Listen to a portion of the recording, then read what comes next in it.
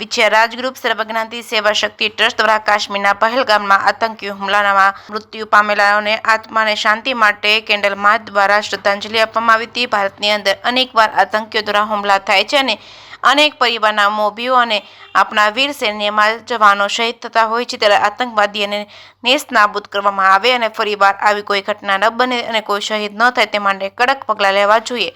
આતંકવાદીને તેની ઓકાત બતાવવી જોઈએ। વારંવાર હુમલા કરવાથી ભારત અને ભારતના સૈન્યની છબી ખરડાય છે, તેમજ આપણા દેશના અનેક લોકો શહીદ થાય। આ હુમલામાં શહીદ થનાર તમામ લોકોને આત્માને પ્રભુ શાંતિ આપે તે અર્થે રાજગ્રુપ સર્વજ્ઞાતિ સેવા શક્તિ ટ્રસ્ટના માધ્યમથી કેન્ડલ માર્ચ યોજી મૃતાત્માઓને શ્રદ્ધાંજલિ આપવામાં આવી હતી। આ તકે રાજગ્રુપ સર્વજ્ઞાતિ સેવા શક્તિ ટ્રસ્ટના સ્થાપક મુકેશભાઈ રાજપરા, મનુભાઈ રાજપરા, અરવિંદભાઈ તલસાણિયા, જયંતિભાઈ ગોહિલ, ગોરધનભાઈ તાવિયા, ભૂપતભાઈ તલસાણિયા, મોહનભાઈ તેમજ મહેશભાઈ રોજાસરા, અરવિંદભાઈ રાજપરા, રાજુભાઈ બારૈયા સહિતના ઉપસ્થિત રહ્યા હતા અને શ્રદ્ધાંજલિમાં જોડાયા હતા।